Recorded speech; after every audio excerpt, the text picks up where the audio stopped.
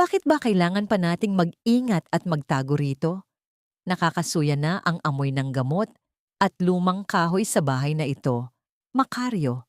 Tsaka, tignan mo nga siya. Nakaupo lang dyan. Parang isang tuod na walang pakiramdam at walang silbi. Hayaan mo na, babe. Malapit na rin naman nating makuha ang lahat. Konting tiis na lang sa bulag na yan. Mapapasa atin din ang buong yaman ng mga Montemayor. Halika nga rito. Namiss ko ang amoy mo. Ilang hakbang lamang ang layo mula sa kinauupuan ni Marawi, narinig niya ang mahinang halakhak ng isang babae. Kasunod ang tunog ng naglalapat na mga labi at ang mabibigat na paghinga ng dalawang taong nagpapakalunod sa pagnanasa. Ang halimuyak ng mamahaling pabango ng babae ay humalo sa pamilyar na amoy ng pabango ni Macario, ang mismong pabango na iniregalo ni Marawi noong nakaraang kaarawan nito. Sa mga sandaling iyon, hindi huminto ang paggalaw ng mga kamay ni Marawi sa talyer ng habihan. Patuloy ang mainayog na paghampas ng kahoy na nag-iipit sa mga hibla ng pinya. Subalit sa loob ng kanyang dibdib, tila gumuho ang buong mundo. Isang matalim na karayom ang hindi sinasadya na bumaon sa kanyang hintuturo, ngunit hindi niya ininda ang sakit. Mas nangingibabaw ang tila pagkapunit ng kanyang kaluluwa. Naramdaman niya ang mainit na likido na umagos mula sa kanyang sugat. Dumampi sa telang pinya na ilang linggo na niyang pinagpupuyatan upang gawing espesyal na barong Tagalog para sa anibersaryo nila ni Macario. Ang lalaking iniligtas niya mula sa nag-aapoy na pagawaan 5 taon na ang nakalilipas, ang dahilan kung bakit tuluyang nagdilim ang kanyang paningin. Nakagat ni Marawi ang kanyang ibabang labi hanggang sa malasahan niya ang sariling dugo. Nanginig ang kanyang mga balikat, ngunit mahigpit niyang kinimkim ang sariling hininga. Walang luhang pumatak, walang hikbing kumawala. Tanging ang manhid na kirot at ang nakaririnding tunog ng pagtataksil sa kanyang mismong harapan ang pumuno sa kanyang madilim na mundo. Panginoon, ganito ba kabagsik ang kapalit ng pag-alay ko ng sarili kong liwanag para sa lalaking ito? Narinig niya ang mga yabag ng dalawang nagmamadaling umalis ng silid, marahil upang ituloy ang kanilang kahayupan sa mas tago at komportableng lugar. Naiwan si Marawi sa gitna ng malamig na silid-habihan. Nang maramdaman niyang nag-iisa na siya, doon lamang niya ibinaba ang kanyang mga kamay. Niyakap niya ang kanyang sarili, pilit na pinipigilan ang matinding pagyanig ng kanyang katawan. Ang pagtataksil ng asawa ay parang isang lason na dahan-dahang gumagapang sa kanyang mga ugat. Si Clarissa iyon, ang kinikilalang matalik na kaibigan at kasosyo sa negosyo ni Macario. Pareho siyang ginawang tanga ng mga taong pinagkatiwalaan niya. Bago pa man niya ganap na maproseso ang kirot, narinig niya ang mabigat at pamilyar na mga yabag na palapit sa kanyang kinaroroonan. Ang tunog ng tungkod na tumatama sa sahig na gawa sa matigas na kahoy ay naghudyat sa pagdating ng kanyang biyenan, si Doña Maleficia. Mabilis na pinunasan ni Marawi ang kanyang mga daliring may dugo sa kanyang lumang saya at nagkunwaring abala muli sa paghahabi. Huminto ang mga yabag sa kanyang harapan. Naramdaman ni Marawi ang pagdapo ng magaspang na kamay ng matanda sa telang pinya na kanyang ginagawa. Isang mapanuyang halakhak ang umalingaw-ngaw sa silid. Diyos ko, Marawi, ano na naman ba itong ginagawa mo? Ang boses ni Maleficia ay matalim at puno ng pandidiri. Kahit kailan talaga, isa kang malaking pabigat. Puro buhol ang mga sinulid, ang dumi-dumi ng pagkakagawa. Sino ang mag-aakala na ikaw ang dating sikat na tagabi ng vegan? Ngayon, hindi na ito mabibenta kahit sa mga basurero. Yumuko si Marawi, ang kanyang mga kamay ay mahigpit na nakakuyom sa ilalim ng tela. Alam niyang nagsisinungaling ang kanyang biyenan. Kahit wala siyang paningin, kabisado ng kanyang mga daliri ang bawat hibla. Alam niyang ang telang iyon ay perpekto, pino, at walang kasing ganda. Ngunit tulad ng nakasanayan, pinili niyang magpakumbaba. Pasensya na po, Mama. Aayusin ko po agad. Medyo nahihirapan lang po ako dahil hindi pa man siya natatapos magsalita. Naramdaman niya ang marahas na paghawi ni Maleficia sa kanyang kamay. "Huwag mo akong mamamadyan. Wala akong manugang na bulag at walang kwenta. Kung hindi lang dahil sa utang na loob ni Macario sa pagliligtas mo sa kanya, matagal na kitang ipinatapon sa kalye. Bilisan mo ang paggawa niyan at nang may maitulong ka naman sa gastusin sa bahay na ito." Umalis si Maleficia na iniiwan ang mabibigat na salitang yon na tila mga batong dumagan sa dibdib ni Marawi. Sa gitna ng katahimikan at kadiliman, ipinagpatuloy ni Marawi ang pagpapatakbo ng kanyang mga daliri sa gilid ng tela. Sa pinakalaylayan nito, lihim siyang nagburda ng isang maliit na hugis araw. Ito ang kanyang maliit na lihim, ang tanging alaala ng kanyang yumaong ama na nagturo sa kanya ng sining na ito. Hinaplos niya ang munting burda. Ito ang kanyang ginintuang sandali, ang tanging hibla ng pag-asa na nagdudugtong sa kanyang nakaraan. Sa panahong siya ay malakas, malaya at nakakakita. Lumipas ang maghapon at tuluyang lumamig ang simoy ng hangin. Hudyat ng pagdating ng gabi, ang buong mansyon ay binalot ng katahimikan. Nakahiga si Marawi sa kanyang maliit at masikip na silid sa dulo ng pasilyo, isang kwartong dating imbakan ng mga lumang gamit. Tuyo na ang kanyang mga lalamunan dahil sa matinding pag-iyak ng walang tunog. Bumangon siya upang kumuha ng isang basong tubig sa kusina. Gamit ang kanyang tungkod at matalas na pakiramdam, dahan-dahan siyang naglakad sa madilim na pasilyo. Nang malapit na siya sa silid-aklatan, natigilan siya. May siwang na nakabukas sa pinto at nagmumula roon ang mahinang pag-uusap. "Ang galing talaga ng asawa mo, Macario." Boses ng isang lalaki na pamilyar kay Marawi bilang isa sa mga malalaking negosyante ng tela sa Maynila. "Ang telang pinya na ginawa niya ay nabili natin ng ₱250,000 sa isang banyagang kolektor. Ang pino ng gawa, walang kapantay. Siyempre naman, hindi ko naman siya pakakainin ng tira-tira kung hindi siya kikita para sa akin." Tugon ni Macario, na sinundan ng isang malamig na tawa. Naramdaman ni Marawi ang muling pagkirot ng kanyang sugatang kamay. Ang mga telang sinabi ni Maleficia na basurahan lamang ang pupuntahan ay ipinagbibili pala nila sa halagang hindi niya kayang isipin, habang siya ay binibigyan lamang ng malamig na kanin at bulok na isda. Subalit ang sumunod na sinabi ng kanyang biyenan ang tuluyang nagpabagsak sa natitirang lakas ni Marawi. "Magaling, pero huwag kayong makampante. Sa susunod na buwan, pagpatak ng kanyang ika-30 kaarawan, automatikong malilipat sa pangalan niya ang buong mamanahin niya mula sa mga Montemayor." Puno ng lason ang boses ni Maleficia. "Bago mangyari iyon, kailangan na nating makuha ang pirma niya. Kapag nakuha na natin ang lahat ng yaman, ipapasok na natin siya sa mental asylum. Ipapalabas nating nabaliw siya dahil sa aksidente. Wala nang silbi ang mga mata niya, hindi rin natin kailangan ng sirang isip niya sa bahay na ito. Hayaan nating mabulok ang phobia niyang iyon sa loob ng kulungan ng mga baliw." Parang isang balde ng yelo ang ibinuhos sa buong pagkatao ni Marawi. Hindi lang pera at dignidad ang gusto nilang kunin sa kanya, kundi pati na rin ang kanyang kalayaan at katinuan. Nais nilang ikulong siya ng buhay. Sa sobrang panginginig ng kanyang mga tuhod, umatras siya. Ngunit sa kanyang paghakbang, natapakan niya ang isang maluwag na tabla sa sahig. Ang matalim na langit-ngit ng lumang kahoy ay bumasag sa katahimikan ng gabi. Nahinto ang pag-uusap sa loob ng silid-aklatan. Naramdaman ni Marawi ang pagtigil ng ikot ng mundo. "Sino yan?" Ang baritonong boses ni Macario ay nag-echo sa pasilyo, puno ng hinala at panganib. Narinig ni Marawi ang mabilis na paglapit ng mabibigat na sapatos sa pinto. Ang malamig na bakal ng doorknob ay nagsimulang umikot.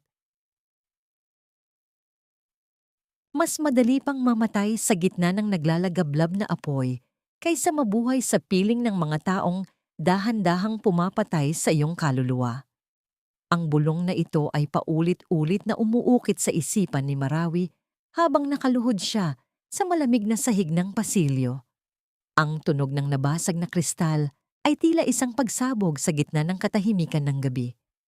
Ang tubig mula sa basong binitiwan niya ay dahan-dahang gumagapang sa kahoy na sahig. Binabasa ang kanyang mga paang nanginginig. Bumukas ang pinto ng silid-aklatan ng may matinding puwersa. Ang liwanag mula sa loob ay tumama sa kanyang mga matang walang nakikita, ngunit punong-puno ng mga imahe ng pagtataksil na narinig niya kani-kanina lamang. Sino yan? Macario, tignan mo nga. Ang boses ni Maleficia ay matinis, puno ng hinala na tila isang hayop na naghahanap ng biktima. Hindi gumalaw si Marawi.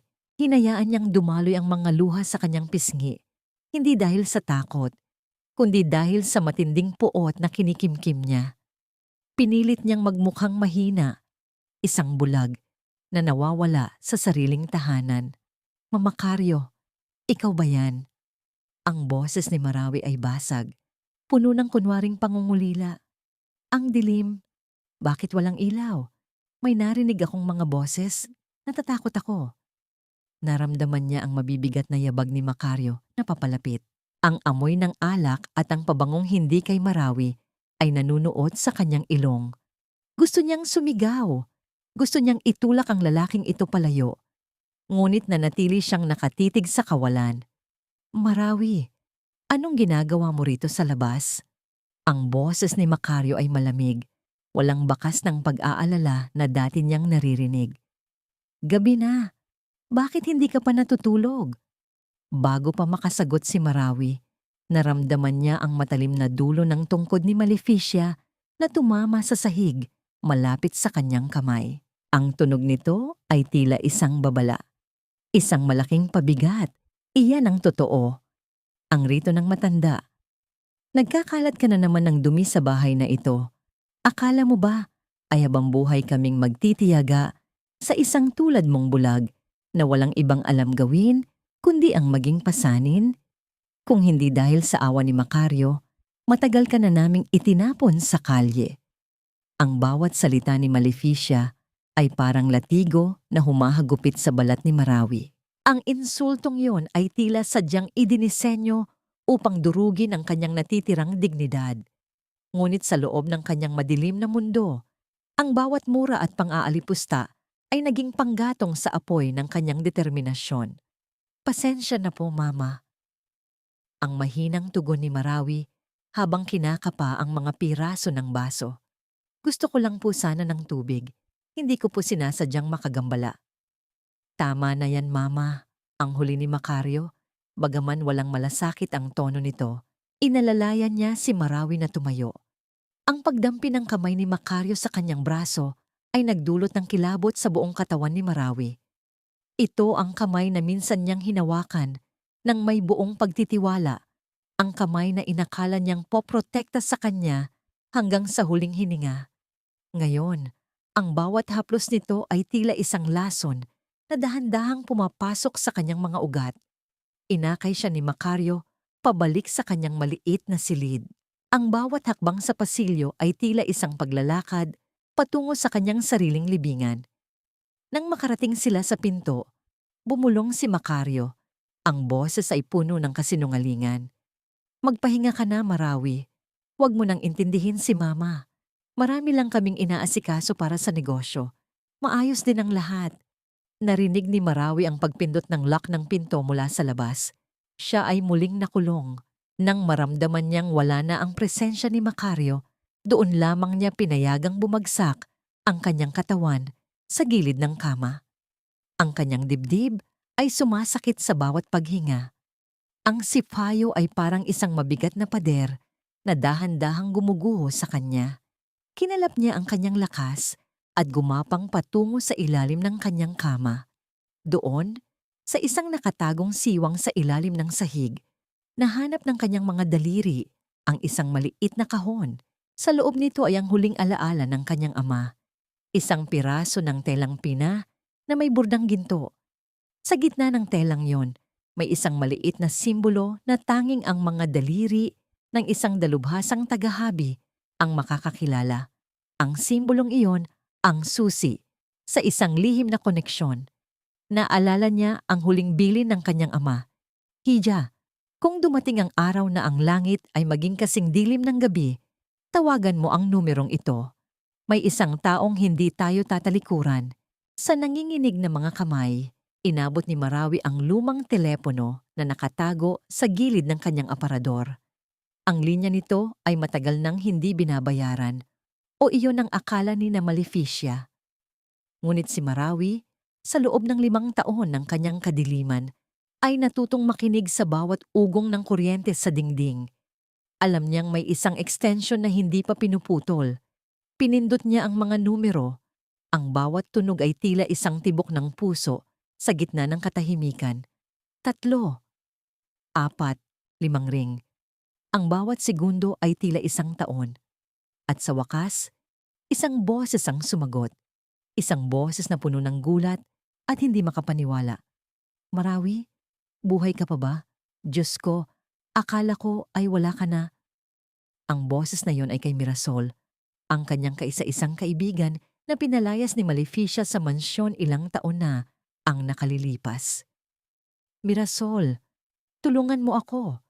Ang pakiusap ni Marawi, ang kanyang boses ay isang mahinang bulong na puno ng pag-asa at takot. Nais nilang ikulong ako. Nais nilang kunin ang lahat.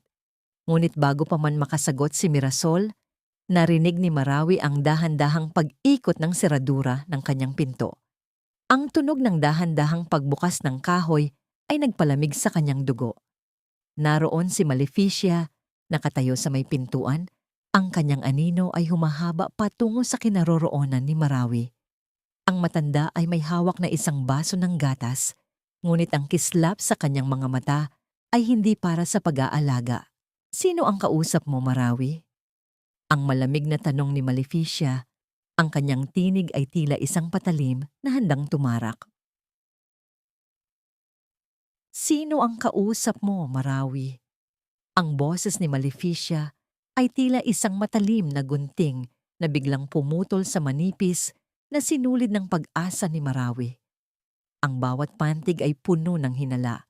Bawat titik ay may kasamang bigat ng awtoridad na dahan-dahang sumasakal sa katahimikan ng silid. Naramdaman ni Marawi ang panlalamig ng kanyang mga daliri sa ilalim ng kumot, kung saan mahigpit niyang hawak ang auditorium ng telepono. Ang tibok ng kanyang puso ay naging kasing bilis ng takbo ng isang hayop na sinusubukan na tumakas mula sa matatalim na kuko ng isang agila. Ngunit sa kabila ng takot, ang kanyang isip ay nanatiling malinaw, tulad ng tubig sa sapa bago ang malakas na ulan. Ang aking ama, mama, ang mahinang tugon ni Marawi, ang boses niya ay nanginginig, isang perpektong timpla ng lungkot at kunwaring pagkalito.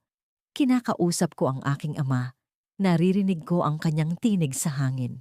Sinasabi niya sa akin na huwag akong matakot sa dilim. Isang mapait na halakhak ang kumawala sa mga labi ni Maleficia. Ang tunog ng kanyang mga takong sa sahig ay naging mas malakas habang lumalapit siya sa kama.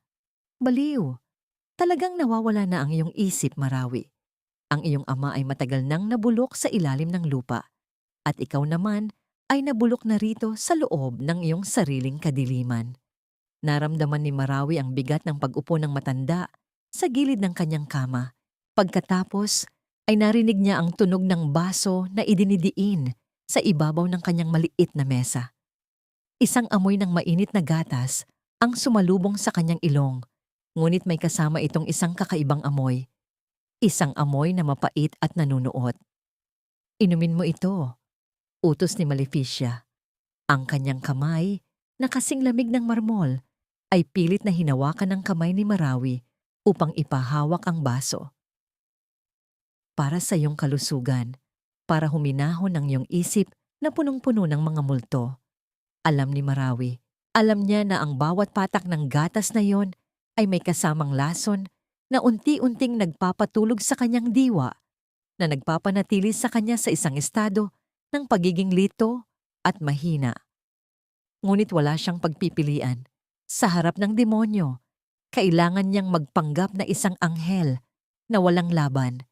Ininom niya ang gatas Ang bawat lunok ay tila pag-inom ng sarili niyang pait hanggang sa maubos ang huling patak. Nang lumabas si Maleficia, ang tunog ng paglak ng pinto ay muling umalingaw-ngaw. Ngunit sa pagkakataong ito, hindi na natili sa kama si Marawi. Sa tulong ng kanyang matalas na pandinig, naramdaman niya ang epekto ng gamot na dahan-dahang gumagapang sa kanyang mga ugat. Mabilis niyang isinuksok ang kanyang daliri sa lalamunan.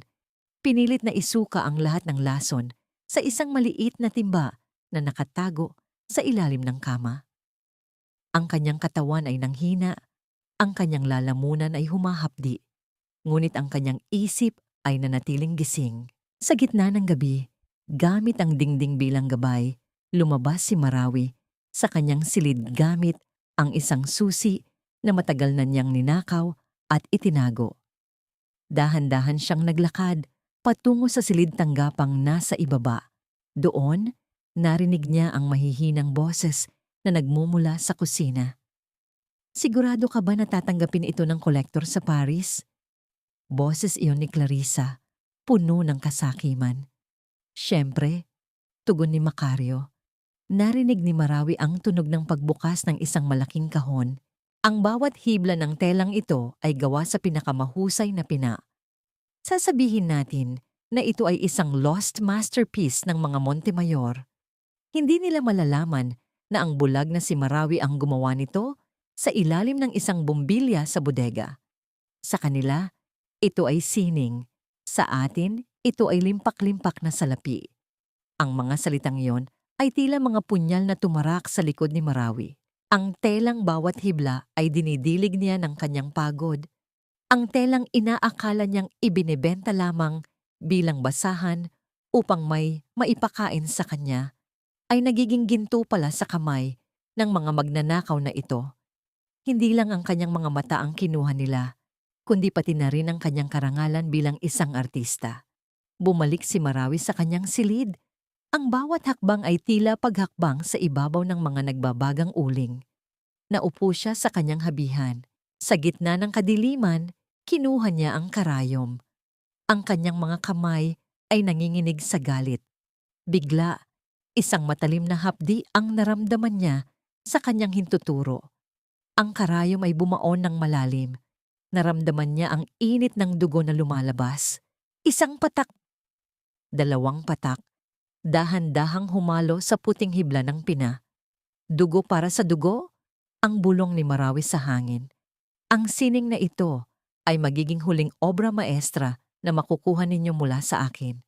Gamit ang kanyang dugo bilang tinta sa kanyang isipan, nagsimula siyang magborda ng isang maliit, halos hindi nakikitang marka sa sulok ng tela. Isang marka na tanging ang mga taong tunay na nakakaalam sa sining ng kanyang ama ang makakabasa. Isang sigaw para sa tulong. Isang tanda ng paghihimagsik. Kinaumagahan, isang kaluskos sa bintana ang nagpagising sa kanya. Isang maliit na bato ang tumama sa salamin. Dahan-dahang binuksan ni Marawi ang bintana at ang sariwang hangin ng hardin ay humaplos sa kanyang mukha. Marawi, isang pamilyar na bulong ang narinig niya mula sa ibaba. Hawakan mo ito. Isang maliit na supot ang iniabot sa kanya ni Mirasol. May sulat diyan mula sa iyong ama na itinago ng aking pamilya sa loob ng maraming taon. At may gamot din diyan na magpapanatili sa iyong gising. Kahit anong lason ang ibigay nila. Mag-ingat ka, Marawi. Ang abogado ay darating na mamaya. Isinara ni Marawi ang bintana. Ang kanyang mga kamay ay mahigpit na nakakapit sa supot. Naramdaman niya ang muling pagpasok ni Macario sa kanyang silid. Ang amoy ng kanyang pabango ay tila amoy ng kamatayan. Lumapit si Macario at hinalikan siya sa noo.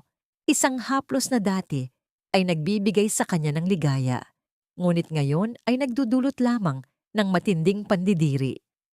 Maghanda ka na, mahal ko, bulong ni Macario sa kanyang tainga.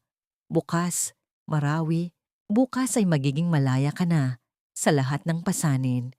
Wala ka nang iisipin pa. Aalagaan ka nila sa isang lugar na karapat-dapat para sa'yo.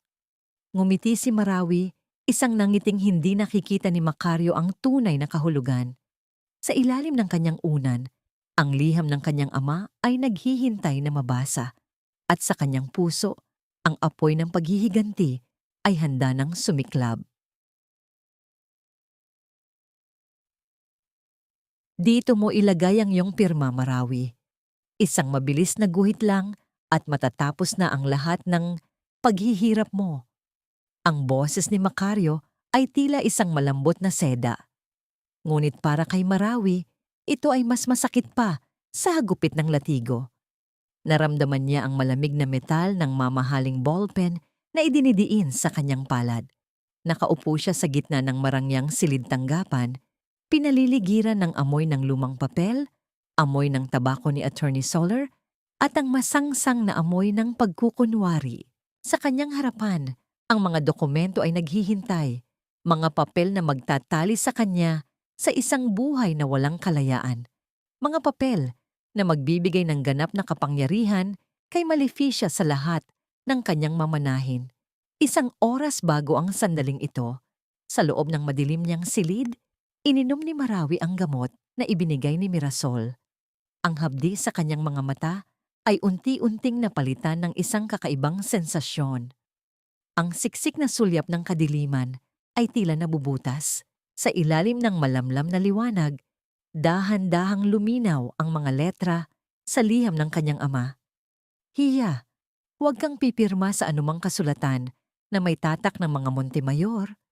Ang basa niya sa kanyang isipan. Ang bawat salita ay tila isang tinig mula sa kabilang buhay. Sila ang kumuha sa buhay ng iyong ina. Ang sining natin ay sumpa sa kanilang mga kamay. Ang sakit ay gumapang sa kanyang dibdib, mas matindi pa sa pinsalang idinulot ng apoy. Ang kanyang ina, hindi lang pala siya ang biktima. Ang buong buhay niya ay itinayo sa ibabaw ng mga bangkay ng kanyang mga mahal sa buhay. Marawi, nakikinig ka ba? Ang matalas na tanong ni Maleficia. Narinig ni Marawi ang pagaspas ng abaniko ng matanda, isang tunog na puno ng pagkainip. Pirmahan mo na yan. Huwag mong sayangin ang oras ni Attorney Soler. Ginagawa namin ito para sa iyong proteksyon. Proteksyon! Ang bulong ni Marawi, ang kanyang boses ay tila isang anino. Gusto niyo ba akong protektahan o gusto niyo lang akong itago? Naramdaman niya ang paghigpit ng hawak ni Macario sa kanyang balikat. Marawi, honey, huwag ka nang maging mahirap kausap. We talked about this. Para makapunta ka na sa pasilidad kung saan mas mapapabuti ka. Inabot ni Marawi ang panulat, ngunit ang kanyang mga kamay ay nanginginig ng husto. Sinadya niyang bitawan ng pen. Narinig ang mahinang pagtama nito sa sahig. Sinusundan ng tunog ng pag-ikot nito sa ilalim ng mesa. Ay patawad, hindi ko mahawakan. Ang sabi ni Marawi, ang kanyang mukha ay larawan ng kawalan ng katinoan. Habang yumuyuko siya upang kunwaring hanapin ang panulat, ang kanyang kamay ay dumampi sa laylayan ng saya ni Maleficia. Sa isang iglap, tila tumigil ang kanyang paghinga. Ang kanyang mga daliri, na sanay sa bawat hibla ng tela, ay nakaramdam ng isang pamilyar na burda. Ito ang takip silim, ang pinakamahirap na disenyo na tanging ang kanyang ina lamang ang nakagawa. Ang telang suot ng matanda ay ninakaw mula sa baul ng kanyang yumaong ina. Ang puot ay sumabog sa loob ni Marawi na parang bulkang matagal nang natutulog. Ang bawat hibla ng kanyang pagkatao ay sumisigaw ng katarungan. Muli siyang umayos ng upo, ngunit sa pagkakataong ito, hindi na siya ang Marawi na takot at luhaan. Inabot niya ang lalagyan ng tinta na nasa ibabaw ng mesa. Marawi, dalian mo. Ang inis na utos ni Clarissa na nakatayo lang sa gilid, nagmamasid na parang isang buitre. Sa isang biglang galaw, tila nawala ng kontrol ang mga kamay ni Marawi. Ang kanyang katawan ay nyanig ng isang kunwaring sumpong. Sa kanyang pag-atake, nahawi niya ang botelya ng tinta. Ang itim na likido ay lumipad sa hangin, tila isang sumpa na kumawala. Narinig ang isang matinis na tili mula kay Clarissa. Ang puti at mamahaling gown nito ay nabahira ng malalaking batik ng itim na tinta. Ang mga dokumento sa mesa ay nabasa at naging inutil. Diyos ko, ang damit ko, ang mga papel, ang sigaw ni Clarissa, ang kanyang boses ay puno ng galit at pandidiri. Marawi, ano bang ginawa mo? Ang boses ni Macario ay puno ng pait. Humagulgol si Marawi, ang kanyang mga kamay ay itinatakip sa kanyang mukha habang naglulupasay sa sahig. Ang itim na anino! Nakikita ko ang itim na anino! Huwag niyo akong kuhanin!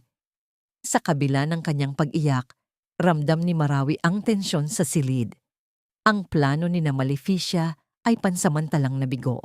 Ang mga papeles ay hindi na mapapakinabangan ngayong araw. Ngunit ang tagumpay ay panandalian lamang. Naramdaman ni Marawi ang marahas na paghila ni Maleficia sa kanyang braso. Ang matanda ay yumuko. Ang kanyang mabahong hininga ay dumampi sa pisngi ni Marawi. Iniisip mo ba na nakalusot ka na, Marawi? Ang bulong ni Maleficia, ang boses ay tila isang kutsilyong dahan-dahang hinihiwa ang hangin. Ngayong gabi, hindi ka na dito matutulog. Hindi ko na kailangan ng pirma mo kung ang korte na mismo ang magsasabing baliw ka. Tatawagin ko ang ambulansya para sunduin ka ngayon din. Mabulok ka sa karsel ng mga baliw. Narinig ni Marawi ang tunog ng pagpihit ng numero sa telepono. Ang bawat pag-ikot ng dial ay tila isang hakbang ng kamatayan na papalapit sa kanya. Ang kanyang puso ay tumibok ng malakas, tila gustong kumawala sa kanyang dibdib. Mula sa malayo, narinig ang isang mahinang tunog ng wangwang. Papalapit, papalapit. Iligpit na ang basurang yan bago pa siya makapanakit ng iba. Siguraduhin ninyong hindi na siya makakabalik sa pamamahay na ito. Ang boses ni Maleficia ay tila isang hatol ng kamatayan na umalingaw-ngaw sa marangyang silya ng sala. Sa bawat salita, tila may isang pako na ibinabaon sa puso ni Marawi. Nakahiga siya sa sahig. Ang kanyang mga kamay ay nababalutan ng itim na tinta. Ang kanyang mukha ay basang-basa ng luha. Narinig ni Marawi ang mabibigat na yabag ng dalawang lalaki. Ang tunog ng kanilang mga bota sa sahig ay parang tambol ng digmaan. Naramdaman niya ang magaspang na tela ng isang straight jacket na ipinupulupot sa kanyang katawan. Nililimitahan ang bawat galaw niya.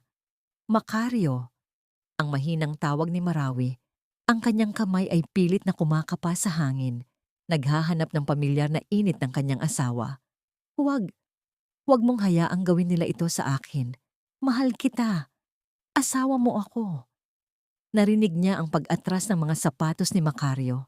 Ang amoy ng kanyang pabango ay unti-unting lumalayo. Kailangan mo ito, Marawi.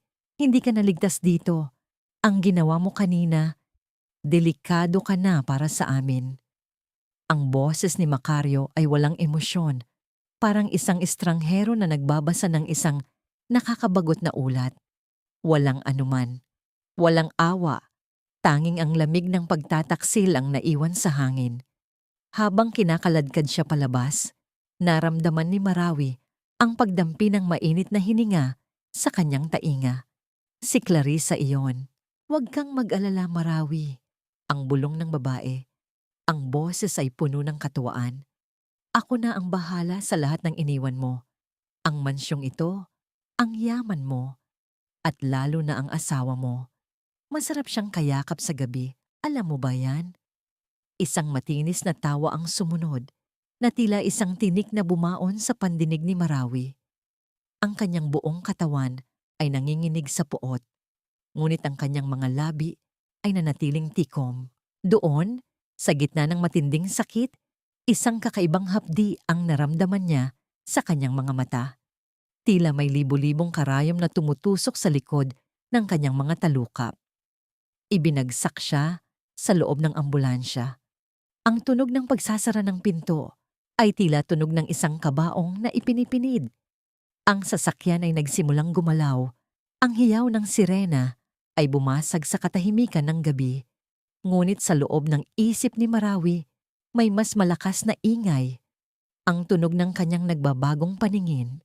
Salamat sa gamot ni Mirasol, ang makapal na sulyap ng kadiliman ay nagsimulang magkaroon ng mga bitak. Sa gitna ng kulayabong mundo, isang matalim na guhit ng liwanag ang lumitaw. Dahan-dahan, ang mga anino ay nagsimulang magkaroon ng hugis. Pilit na idinikit ni Marawi ang kanyang mukha sa maliit at may rehas na bintana ng ambulansya. Ang kanyang mga mata, na 5 taong nabulag sa liwanag, ay dahan-dahang bumubukas sa katotohanan. Sa labas, sa ilalim ng liwanag ng poste sa kalsada, nakita niya sila. Malabo, tila mga aninong sumasayaw sa ilalim ng ulan, ngunit malinaw ang kanilang ginagawa.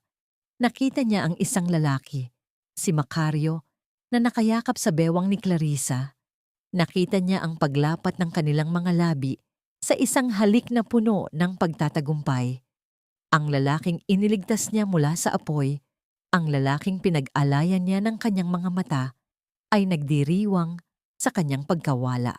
Ang pusong dati ay puno ng pag-ibig ay tuluyan ng naging uling. Ang bawat hibla ng pagmamahal ay natupok ng katotohanan. Tapos na ang dula, ang bulong ni Marawi sa sarili, ang kanyang boses ay hindi na nanginginig. Sa unang pagkakataon sa loob ng 5 taon, nakita niya ang mukha ng demonyo at ito ay ang mukha ng lalaking pinakasalan niya. Bumaling siya sa loob ng madilim na ambulansya. Naroon ang isang lalaking nurse, nakaupo sa kabilang sulok. Dahan-dahang tinanggal ng lalaki ang kanyang maskara. Hindi ito ang taong inaasahan ni Marawi. "Huwag kang matakot, Marawi," ang mahinang sabi ng lalaki. Ang kanyang boses ay pamilyar. Siya ang anak ni Mirasol na matagal nang nawala. Inilabas niya ang isang maliit na telepono at palihim itong inilagay sa palad ni Marawi sa ilalim ng straitjacket. "Magpatuloy ka lang sa pagpapanggap. Ang lahat ng ebidensya ng kanilang pagnanakaw ay tinitipon na namin. Malapit na ang oras ng paghuhukom." Isang kislap ng pag-asa ang naglakbay sa mga ugat ni Marawi. Hindi siya mag-isa. Ang kadiliman ay hindi na niya kaaway. Ito na ang kanyang kuta. Ngunit sa gitna ng kanilang pag-uusap, ang ambulansya ay biglang gumaralgal. Ang tunog ng nagtitili ang gulong sa aspalto ay umalingaw-ngaw, kasunod ng isang malakas na pagtama na nagpatalsik kay Marawi sa sahig ng sasakyan. Huminto ang sasakyan. Ang katahimikan ay naging nakabibingi. Pagkatapos, narinig ang marahas na paghampas sa labas ng pintuan ng ambulansya. Ang tunog ng bakal na pinupukpok ay nagpayanig sa buong sasakyan. "Buksan ninyo ang pinto. Ito ba ang sasakyan ng mga Montemayor?" Ang boses sa labas ay baritono, puno ng awtoridad at galit. Napatingin si Marawi sa nurse. Sino ang mga taong ito? At bakit sila narito sa gitna ng madilim na daan patungo sa kanyang bilangguan? "Buksan ninyo ang pinto bago ko pa ito wasakin." Ang boses na yon, na kasing lakas ng dagundong ng kulog, ay yumanig sa loob ng ambulansya. Hindi ito boses ng mga tauhan ni Maleficia. Ito ay boses ng isang taong sanay mag-utos, boses na puno ng kapangyarihan. Naramdaman ni Marawi ang biglaang paghampas ng malamig na hangin sa kanyang balat nang ang mga pinto sa likod ng sasakyan ay marahas na bumukas. Ang tunog ng bakal na nagkiskisan ay umalingaw-ngaw sa tahimik na kalsada. Sa gitna siya usok at amoy ng sunog na gulong. Isang anino ang humarang sa liwanag ng buwan. Isang lalaki ang pumasok sa loob. Ang amoy ng mamahaling tabako at balat ng sapatos ay pumalit sa amoy ng gamot. Naramdaman ni Marawi ang paglapit nito. Ang bawat hakbang ay tila isang tibok ng puso ng isang mangangaso. "Sino? Sino kayo?" Ang nanginginig na tanong ni Marawi. Ang kanyang mga mata, na nagsisimula ng makakita ng mga malabong anino, ay nakatuon sa figura sa kanyang harapan. Hindi sumagot ang lalaki. Sa halip, naramdaman ni Marawi ang pagdampikwa isang malamig na bagay sa kanyang palad. Isang singsing. Isang pamilyar na singsing na may ukit ng isang agila. Ang singsing ng kanyang ama, na matagal nang nawawala. Ang utang na loob ay binabayaran, Senyorita Marawi. Ang bulong ng lalaki. Ang kanyang boses ay malalim, tila isang sikreto na itinago ng maraming taon.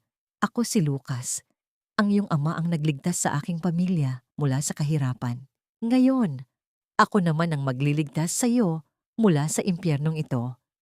Naramdaman ni Marawi ang pagluwag ng straitjacket na pumupuluot sa kanya. Ang mga kamay ni Lucas ay mabilis at diamante ang bawat kilos. Sa isang iglap, nailabas siya mula sa ambulansya at naisakay sa isang itim at marangyang sasakyan na naghihintay sa gilid ng daan. Mula sa bintana, nakita ni Marawi ang isang babaeng nakasuot ng damit na katulad ng sa kanya ang ipinasok sa ambulansya. Ang sasakyan ni Maleficia ay nagpatuloy sa pagtakbo patungo sa madilim na direksyon ng ospital. Dala ang isang huwad na biktima. Sa loob ng sasakyan ni Lucas, ang katahimikan ay naging kasing bigat ng tingga. Inabutan siya ni Lucas ng isang maliit na kagamitan, isang recorder. Pakinggan mo ito. Ang maikling utos ni Lucas. Ang boses na lumabas sa recorder ay tila isang lason na direktang pumasok sa pandinig ni Marawi. Boses iyon ni na Maleficia at Macario. 5 taon na ang nakalilipas, ilang araw bago ang malagim na pagsabog sa talyer. Siguraduhin mong hindi siya mamamatay, Macario. Ang boses ni Maleficia ay puno ng katusuhan. Kailangan lang natin siyang mabulag. Kapag hindi na siya nakakakita, hindi niya malalaman na ang mga telang ginagawa niya ay unti-unti nating ninanakaw. At higit sa lahat, hindi niya makikita ang mga dokumentong ipapapirma natin sa kanya. Huwag kang mag-alala, Mama, ang tugon ni Macario, at sa pagkakataong ito, narinig ni Marawi ang isang nakapanlulumong tawa. Isasakripisyo ko ang kaunting balat ko sa apoy para magmukha akong bayani sa harap niya. Habang buhay siyang magkakautang ng loob sa akin. Habang buhay siyang magiging alipin ko dahil sa pagliligtas ko sa kanya. Naramdaman ni Marawi ang pagtigil ng ikot ng kanyang mundo, ang bawat sakripisyo, ang bawat gabing inilaan niya sa pag-aalaga sa mga sugat ni Macario, ang bawat patak kuwaluha para sa lalaking inakala niyang bayani ng kanyang buhay. Ang lahat ng iyon ay isang malaking kasinungalingan. Ang kanyang pagkabulag ay hindi isang aksidente. Ito ay isang plano, isang masamang balak ng lalaking pinakasalan niya. Isang matalim na hapdi ang gumuhit sa kanyang puso, mas matindi pa sa init ng apoy. Ngunit sa pagkakataong ito, walang luhang lumabas. Ang kanyang mga mata ay nanatiling nakatitig sa kawalan. Ngunit sa loob nito, ang isang apoy ay nagsimulang mag-alab. Isang itim na apoy ng paghihiganti. Dinala kita rito sa isang ligtas na mansyon sa labas ng vegan. Ang sabi ni Lucas, habang humihinto ang sasakyan sa tapat ng isang malaking gate. Dito, ang iyong mga mata ay gagamutin ng pinakamahusay na doktor. Dito, maghahanda tayo para sa iyong pagbabalik. Pumasok si Marawi sa loob ng mansyon. Ang bawat hakbang niya ay hindi na ang hakbang ng isang takot na bulag. Ang kanyang likod ay tuwid. Ang kanyang noo ay mataas. Sa loob kuha isang malawak na silid. Humarap siya sa isang malaking salamin. Dahan-dahan niyang tinanggal ang gaza sa kanyang mga mata. Sa ilalim ko ang malamlam na ilaw, nakita niya ang sarili niyang refleksyon. Ang mga mata niya ay mapula, puno ng puot, ngunit malinaw. Nakikita na niya ang lahat. Kinuha niya ang isang karayom ng Theo na nakalagay sa ibabaw kwa mesa. Itinampal niya ito sa kanyang palad. Hinayaang dumaloy ang isang maliit na patakkuwa dugo. Ang sakit ay nagpaalala sa kanya ng katotohanan. Gusto mo bang mawala na sila, Marawi? Ang tanong ni Lucas na nakatayo sa may pintuan. Sa isang kumpas ko lang, mawawala sila sa mundong ito. Lumingon si Marawi, ang kanyang mga mata ay kumikinang na parang mga diamante sa dilim. Hindi, Lucas. Ang mabilis na kamatayan ay isang regalo na hindi sila karapat-dapat makatanggap. Gusto kong makita nila ang bawat hibla ng kanilang buhay na napuputol. Gusto kong maranasan nila ang mawala ng lahat, ang yaman, ang dangal, at ang katinuan, habang ako ay nanonood mula sa itaas. Isang malamig na hangin ang umihip sa loob ng silid, tila sumasang-ayon sa kanyang sumpa. Ang Marawi na marunong magmahal ay namatay na sa loob ng ambulansyang iyon. Ang nagbabalik ay isang reyna ng kadiliman, isang tagahabi ng tadhana na handang maningil ng lahat ng utang na dugo. Bukas, ang bulong ni Marawi sa kanyang sarili. Bukas, magsisimula ang unang hibla ng kanilang pagkawasak. Ang pinakamasakit na uri ng liwanag ay ang liwanag na nagpapakita sa iyo kung gaano kadilim ang mundong iyong kinagisnan. Nang tanggalin ni Lucas ang huling gaza sa mga mata ni Marawi, ang katahimikan sa silid ay tila isang buhay na nilalang. Narinig ni Marawi ang bawat paghinga ni Lucas, ang mahinang pagtibok ng kanyang sariling puso, at ang marahang pagaspas ng mga kurtina sa hangin. Pagkatapos, dahan-dahan niyang iminulat ang kanyang mga talukap. Isang matinding hapdi, tila libu-libong karayom na nagbabaga, ang tumarak sa kanyang mga hokmat. Napapikit siya ng mariin, isang ungol ng sakit ang kumawala sa kanyang lalamunan. Ang liwanag ng umaga na pumasok sa bintana ay tila isang malakas na pagsabog. Dahan-dahan lang, Marawi. Ang malumanay na boses ni Lucas, ang kanyang kamay ay matatag na humawak sa balikat ng babae. Hayaan mong ang iyong mga mata ang mag-adjust sa bagong mundo. Makalipas ang ilang minuto, muling sumubok si Marawi. Sa pagkakataong ito, ang malabong mundo ng mga anino ay unti-unting nagkaroon ng kulay. Nakita niya ang puting kisame, ang madilim na kahoy ng mga kasangkapan, at sa wakas, ang mukha ni Lucas. Isang lalaking may matatalim na mata, ngunit may bakas ng lungkot sa kanyang mukha. Tumayo si Marawi. Ang kanyang mga binti ay tila naninibago sa bigat ng kanyang katawan. Naglakad siya patungo sa isang sulok ng silid kung saan nakalatag ang isang piraso ng telang pinya. Nang makita niya ito, tila huminto ang kanyang paghinga. Nakita niya ang mga hibla, ang bawat buhol, ang bawat disenyo na dati ay dinadama lamang niya sa kanyang isipan. Nakita niya ang mga maliliit na pagkakamali. Isang hiblang lumisya, isang tahi na medyo maluwag. Ngunit nakita rin niya ang kagandahan nito, isang kagandahang puno ng hapis at sakripisyo. Napahagulgol siya, hindi dahil sa lungkot, kundi dahil sa pagkilala sa sariling lakas na nanatiling buhay sa gitna ng kadiliman. Handa ka na ba? Ang tanong ni Lucas, makalipas ang ilang araw, nasa gitna sila ng hardin. Ang sikat ng araw ay hindi nakaaway ni Marawi, kundi isang kakampi. Ngunit ang kanyang mga mata ay kailangang maging isang sandata. Tignan mo ako, Marawi, utos ni Lucas. Ngunit huwag mo akong tignan bilang ang taong nakikita mo. Tignan mo ako bilang isang anino. Ang iyong mga mata ay kailangang manatiling walang buhay, kahit na ang iyong puso ay nagniningas sa galit. Nag-ensayo si Marawi sa harap ng salamin, sa loob ng maraming oras. Natututunan niyang patigasin ang kanyang mga kalamnan sa mukha. Ang huwag kumurap, kahit may dumaang insekto sa harap ng kanyang paningin, at ang panatilihing nakatutok ang kanyang paningin sa malayo. Ang kanyang mga mata ay naging parang 2 piraso ng marbol, malamig, maganda, ngunit walang kaluluwa. Isang gabi, ipinakita sa kanya ni Lucas ang isang video. Sa loob ng pamilyar na sala ng mga Montemayor, nakita niya si Maleficia na tumatawa habang kausap ang ilang mga sosyalistang kaibigan. Ang matanda ay suot ang mga alahas na pag-aari ng ina ni Marawi.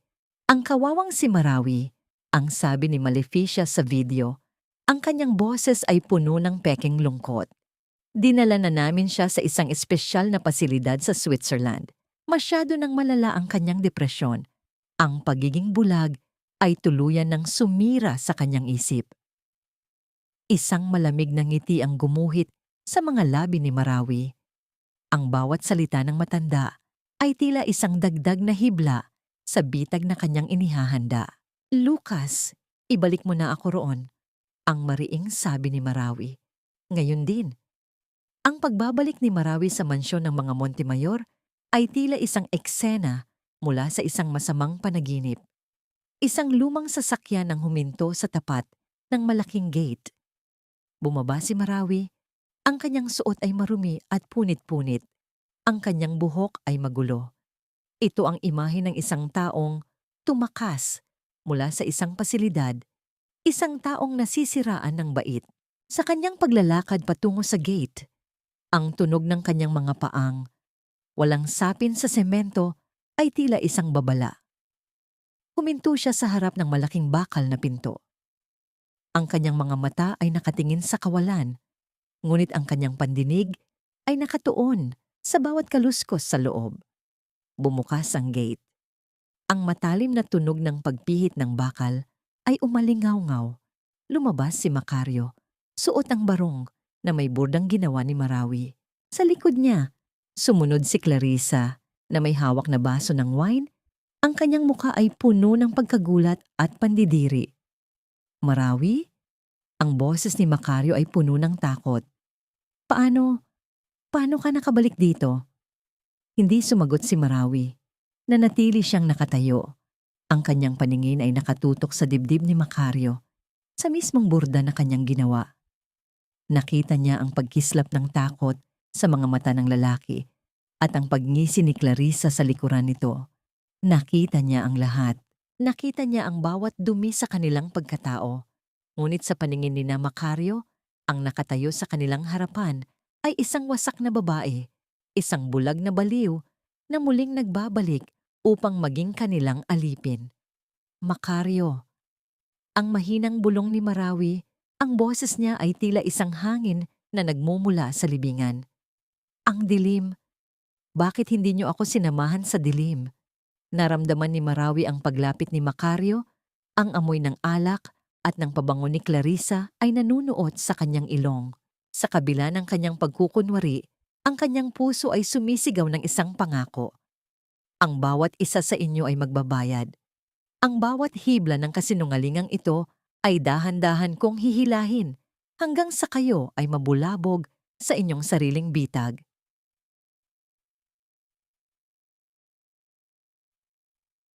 Linisin mo ang dumi na ginawa mo, Marawi.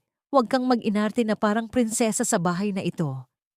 Ang boses ni Maleficia ay parang hagupit ng latigo na bumasag sa katahimikan ng sala. Sa kanyang paanan, nakaluhod si Marawi sa malamig na sahig. Ang itim na tinta na kumalat sa nakaraang gabi ay tuyo na, tila isang malaking sugat sa puting marmol.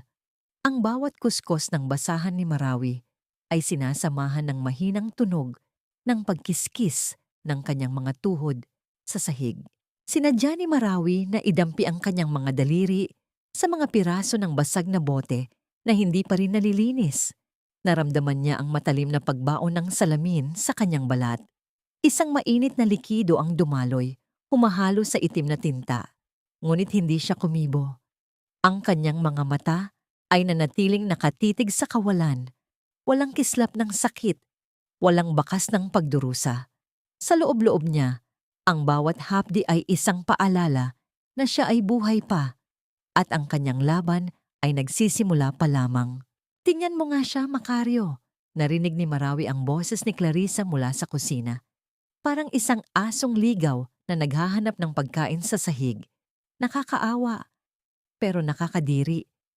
Narinig ni Marawi ang halakhak ni Macario. Ang lalaking minsan ay nangako sa kanya ng langit at bituin. Hayaan mo na siya, Clarissa. Iyan ang nararapat sa isang baliw na tulad niya. Halika rito. Huwag nating sayangin ang oras sa kanya.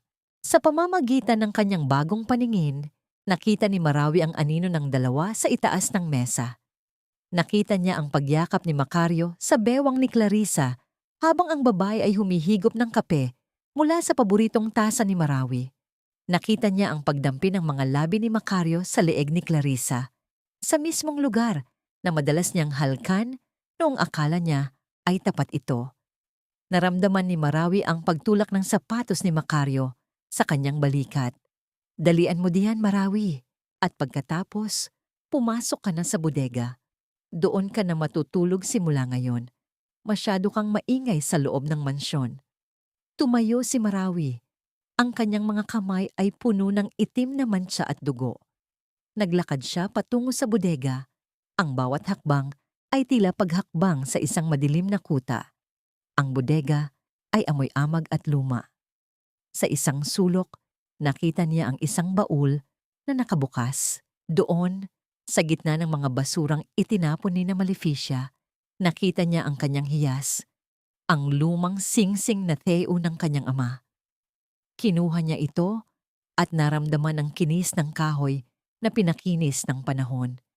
Ito ang tanging bagay na hindi nila nanakaw, ang kanyang sining.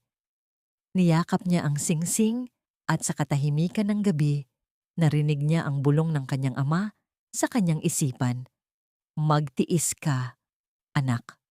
Ang pinakamagandang borda ay yaong ginawa sa gitna ng pinakamadilim na gabi. Nang sumapit ang hating gabi, kinuha ni Marawi ang maliit na gadget na ibinigay ni Lucas. Isang mahinang tunog ng static ang narinig niya bago lumitaw ang boses ni Lucas. Marawi, nahanap mo ba ang kinaroroonan ng mga dokumento? Nasa likod ng larawan ni Maleficia sa silid-aklatan.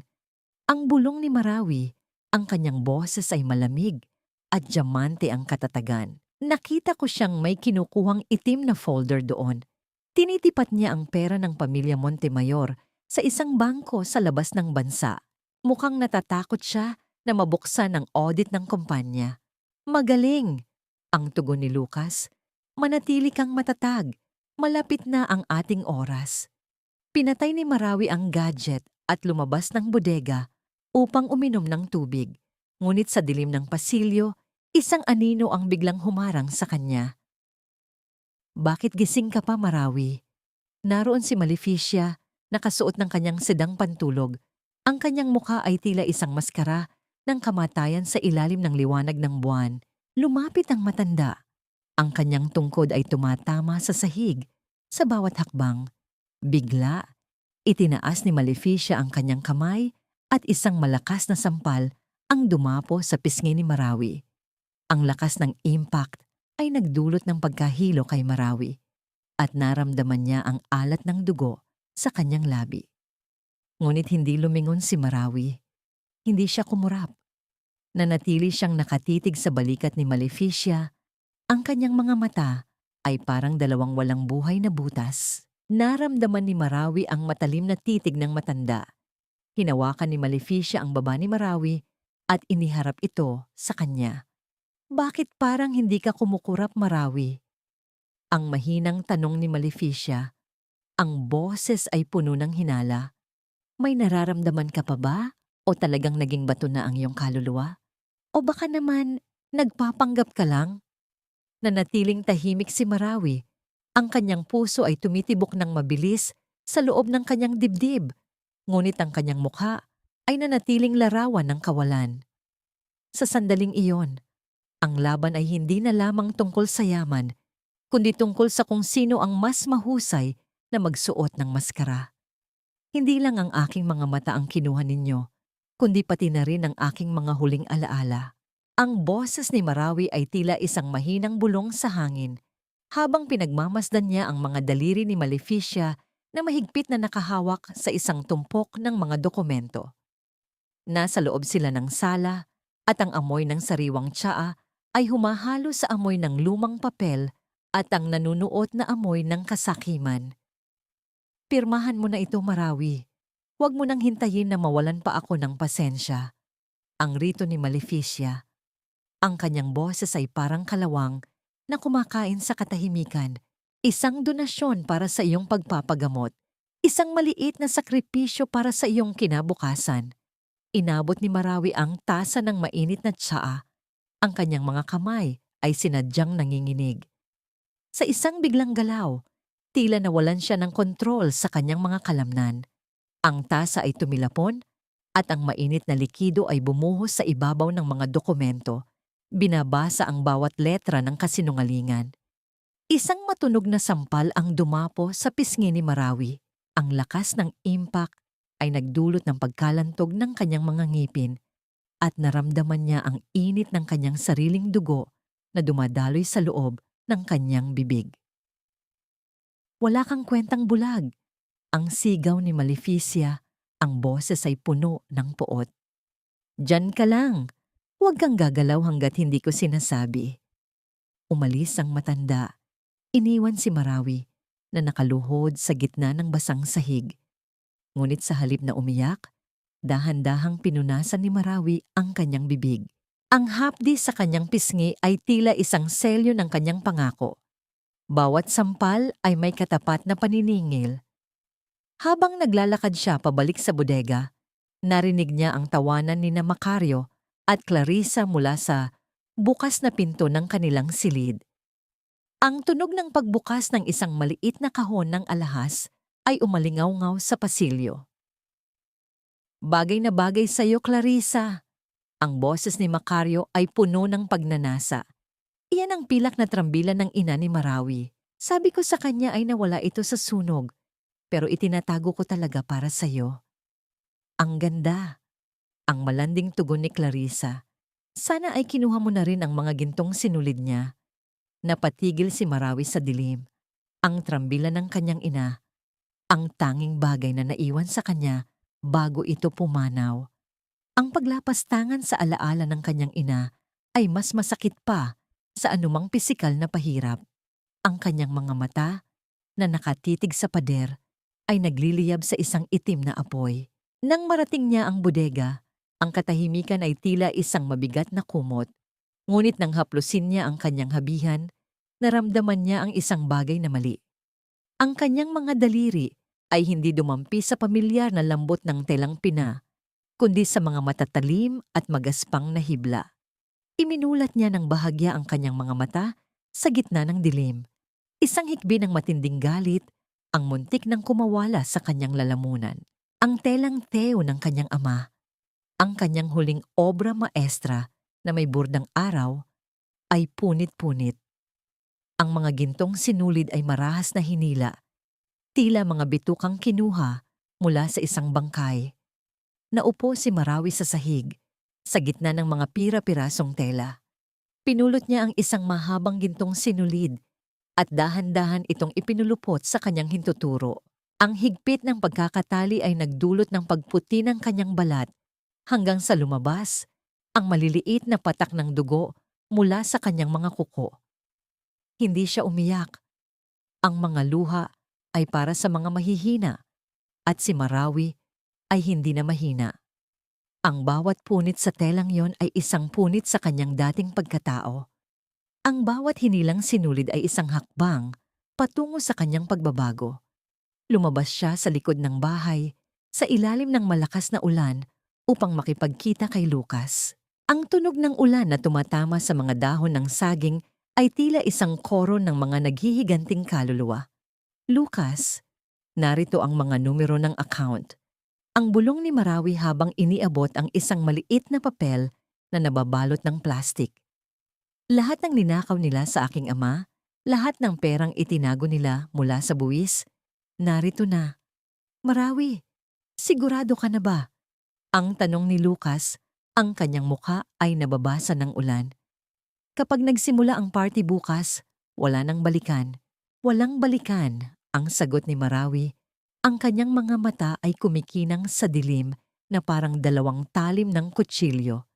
Gusto kong makita ang kanilang mga mukha kapag ang lahat ng kanilang itinayo ay gumuho sa isang iglap. Bumalik siya sa loob ng mansyon, basang-basa at nanginginig, ngunit ang kanyang isip ay kasing linaw ng kristal. Sa loob ng bodega, naroon si Maleficia, may hawak na kandila, tila isang anino ng kamatayan. Diyan ka nababagay, Marawi, ang sabi ng matanda, habang tinitignan ang mga punit na tela sa sahig. Sa gitna ng mga basura, bukas, pagkatapos ng party, ang truck ng basura ay darating para sa iyo. Ngumiti si Marawi, isang lihim na ngiti sa kadiliman. Opo, Mama, ang basura ay dapat talagang itapon. Pumasok si Macario sa bodega. Ang kanyang mukha ay puno ng pagkukunwari. Maghanda ka, Marawi. Bukas ang ating ika-10 anibersaryo Gusto ni Mama na ipakita ka sa lahat ng ating mga panauhin bago ka tuluyang magpaalam. Hindi sumagot si Marawi. Hinaplos lamang niya ang gintong sinulid na nakapulupot sa kanyang daliri. Bukas, ang sinulid na ito ang susakal sa kanilang lahat. Ang huling tahi ng kanyang paghihiganti ay handa na. Ang gabi ng pagdiriwang ay hindi para sa aming pag-ibig, kundi para sa inyong huling pamamaalam sa kapangyarihan. Ang bulong na ito ay paulit-ulit na umaalingaw-ngaw sa isipan ni Marawi habang nakatayo siya sa harap ng malaking salamin. Ang kanyang suot ay isang mahaba at puting gown na gawa sa pinakapinong hibla ng pina. Isang obra maestrang tila gawa sa mga ulap. Ang kanyang mukha ay pinutla ng makeup at ang kanyang mga mata ay nanatiling nakatitig sa kawalan. Ngunit sa ilalim ng telang puti, ang kanyang puso ay nagniningas sa isang apoy na mas matindi pa sa sikat ng araw. Pumasok si Macario sa silid, suot ang kanyang barong na teyo na gawa ni Marawi. Ang mismong barong na may bahid ng dugo at kasinungalingan. Handa ka na ba, mahal ko? Ang tanong nito, ang boses ay puno ng katuwaan. Inalalayan niya ang braso ni Marawi at naramdaman ng babae ang matinding pangingilabot sa bawat haplos nito. Lumabas sila sa malawak na selyo ng mansyon ng mga Montemayor. Ang tunog ng mga palad na nagtatama ay sumalubong sa kanila, kasunod ng matatalim na liwanag mula sa mga kamera ng mga mamamahayag. Ang amoy ng mamahaling alak, ang halimuyak ng mga bulaklak, at ang amoy ng kasakiman ay humahalo sa hangin. Si Maleficia ay nasa gitna ng entablado, nakasuot ng kanyang pinakamagarbong alahas at hawak ang mikropono. Maraming salamat sa inyong pagdalo sa ika-10 anibersaryo ng aking anak at ni Marawi. Ang simula ng matanda, ang kanyang boses ay puno ng pekeng emosyon. Sa kabila ng trahedyang sinapit ni Marawi, ang aming pamilya ay nanatiling matatag sa pag-aalaga sa kanya. Dahil ang pag-ibig ay hindi lamang nakikita ng mata, kundi nadarama ng puso. Isang mapait na ngiti ang muntik nang kumawala sa mga labi ni Marawi. Ang bawat salita ni Maleficia ay tila isang patalim na lalong nagpapatalas sa kanyang determinasyon. At ngayon, pagpapatuloy ni Maleficia, isang sorpresang video para sa ating reyna ng gabi. Na mayapa ang paligid, ang mga ilaw sa selyo ay dahan-dahang namatay, at ang malaking screen sa gitna ay nagsimulang magliwanag. Inaasahan ng lahat ang mga larawan ng kasal at matatamis na sandali. Ngunit sa halip na pag-ibig, ang bumungad sa lahat ay ang mukha ni Macario at Clarissa sa loob ng isang madilim na silid. Ang kanilang mga salita ng pagtataksil ay umalingaw-ngaw sa buong selyo. Kailan ba natin mapapaalis ang bulag na yan? Ang boses ni Clarissa sa video ay kasing talim ng kidlat. Konting tiis na lang, babe. Kapag nakuha na natin ang pirma niya, mabulok na siya sa ospital. Ang sagot ni Macario sa screen. Ang katahimikan sa selyo ay naging nakabibingi. Sinusundan ng mahihina at gulat na bulungan ng mga panauhin. Naramdaman ni Marawi ang panginginig ng braso ni Macario na hawak niya. Dahan-dahan, sa harap ng lahat ng mga makapangyarihang tao sa Vigan, binitiwan ni Marawi ang braso ni Macario. Tumayo siya ng tuwid. Ang kanyang likod ay kasing matatag ng isang puno ng nara. Inangat niya ang kanyang ulo at sa unang pagkakataon sa loob ng 5 taon, tinitigan niya ang kanyang asawa ng diretso sa mga mata. Ang mga mata ni Marawi ay hindi na maputla at walang buhay. Sila ay nagliliyab, malinaw, at puno ng katarungan. Hindi na ako bulag, Macario. Ang boses ni Marawi ay nangingibabaw sa buong selyo, tila isang trumpeta ng paghuhukom, at ang tanging madilim dito ay ang inyong mga kaluluwa. Kinuha ni Marawi ang mikropono mula sa nanginginig na kamay ni Maleficia. Ang video na nakikita ninyo ay simula pa lamang. Narito ang mga ebidensya ng pagpaslang sa aking ama, ang pagnanakaw sa yaman ng aking pamilya, at ang pagtatangkang ikulong ako ng buhay. Lumabas sa screen ang mga dokumentong kinalap ni na Lucas at Mirasol, ang mga bank account sa ibang bansa, ang mga pekeng kontrata, at ang huling sulat ng kanyang ama. Ang bawat pahina ay tila isang sampal sa mukha ng mga Montemayor. Sinira ninyo ang aking mga mata, pero binigyan ninyo ako ng kakayahang makita ang inyong tunay na kulay. Pagpapatuloy ni Marawi, ang bawat salita ay may kasamang bigat ng kanyang 5 taong pagdurusa. Ngayong gabi, ang dula ay tapos na. Narinig ang marahas na tunog ng pagbukas ng malaking pinto ng mansyon. Ang mga sapatos ng mga pulis na tumatama sa marmol ay umalingaw-ngaw sa paligid. Si Macario ay napaluhod sa sahig. Ang kanyang mukha ay puno ng hiya at kawalan ng pag-asa. Si Maleficia ay pilit na nagsisisigaw. Sinusubukang gamitin ang kanyang impluensya, ngunit wala nang nakikinig. Ang mga dating kaibigan nila ay nakatingin ng may pandidiri.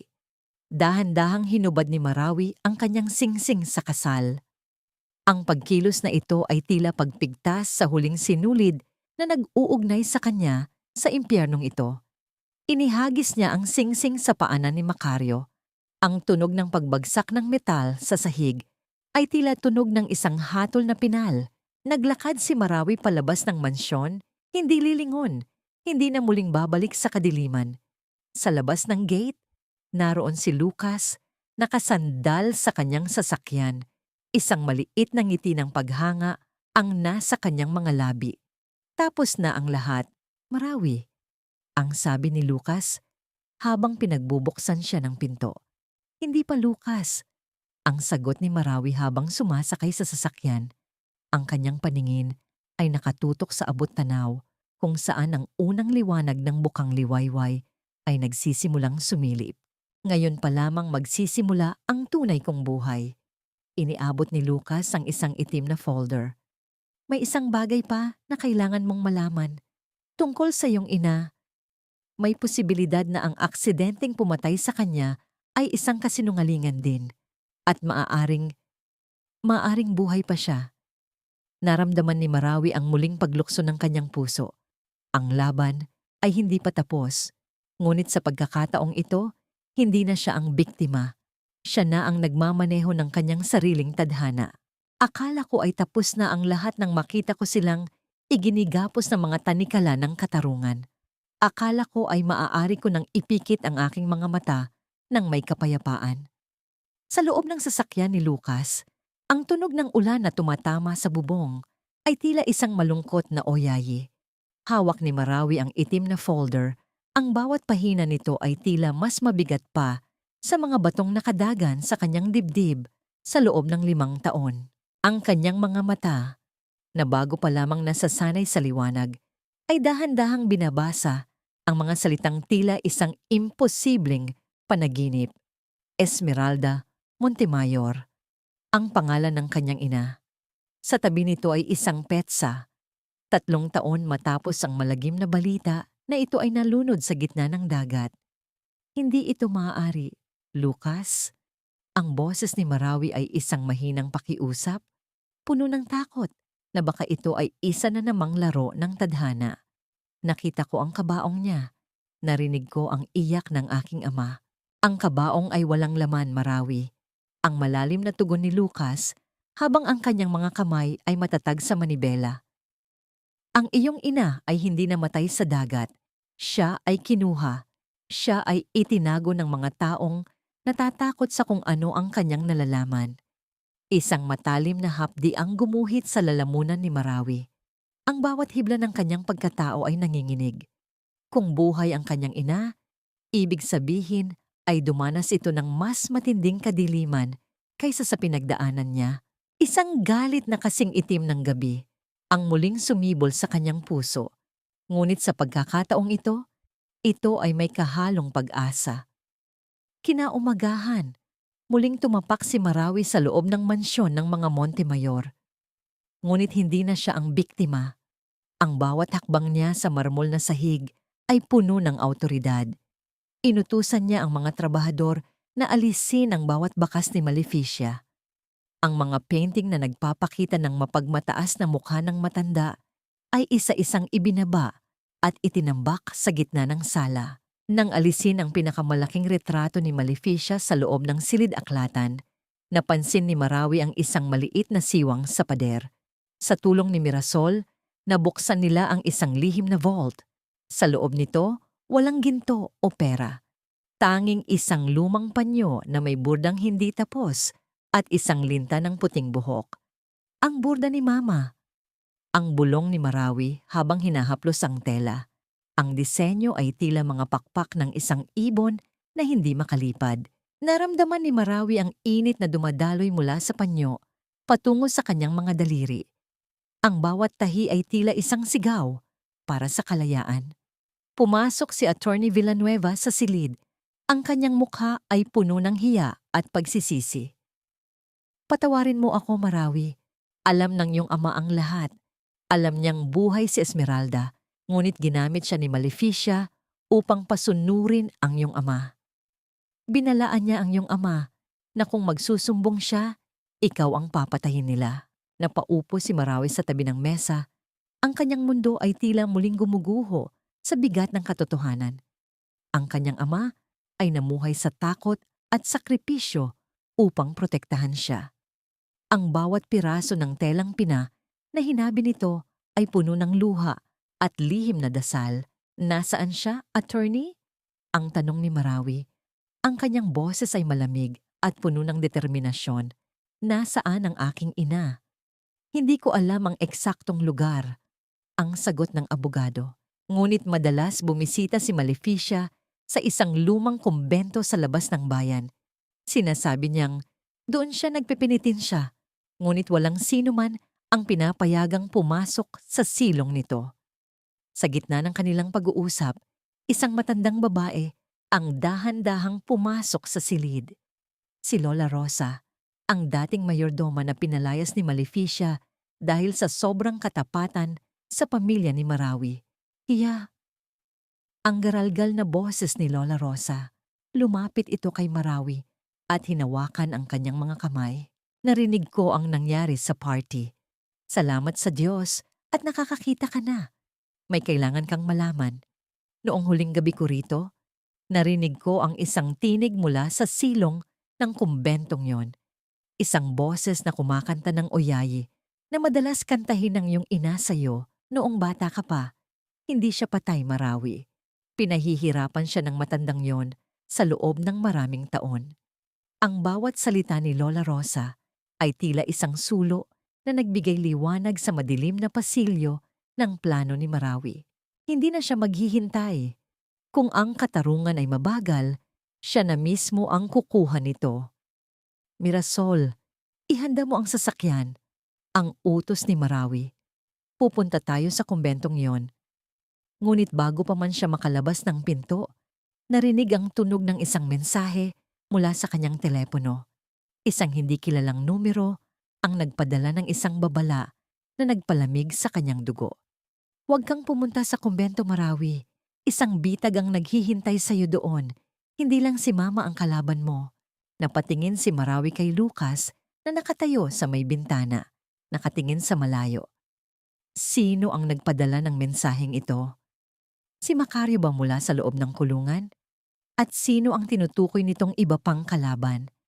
Naramdaman ni Marawi ang muling pagpihit ng tadhana. Ang kanyang mga mata ay nakakakita na, ngunit tila may mga anino pa ring hindi niya maabot. Mahigpit niyang hinawakan ang panyo ng kanyang ina. Ang karayom sa kanyang bulsa ay tila nagpapaalala sa kanya na ang huling tahi ng laban na ito ay ang pinakamahirap gawin. Hindi mo ba ako nakikilala, anak? Ang boses mo ay tila isang oyayi na matagal ko nang hindi naririnig sa aking panaginip. Ang boses na yon, nakasinghina ng pag-aspas ng pakpak ng isang gamugamo, ay nagmula sa pinakamadilim na sulok ng silong ng kumbento. Ang amoy ng basang semento, lumang kandila, at ang nanunuot na halimuyak ng amag ay bumalot sa pandama ni Marawi. Hawak niya ang isang flashlight. Ang liwanag nito ay nanginginig sa kanyang kamay habang dahan-dahan niyang nilalapitan ang figurang nakaupo sa isang silya. Nang tumama ang liwanag sa mukha ng babae, tila huminto ang pagtibok ng puso ni Marawi. Naroon ang kanyang ina, si Esmeralda. Ang kanyang mukha ay puno ng mga kulubot ng paghihirap. Ang kanyang buhok ay maputing maputi na tila mga hibla ng pinakapinong pinya. Ngunit ang pinakamasakit na nakita ni Marawi ay ang mga mata ng kanyang ina. Ang mga mata na dati ay puno ng buhay, ngayon ay maputi at walang tinatanaw. Ang kanyang ina ay bulag. Mama! Ang hikbi ni Marawi.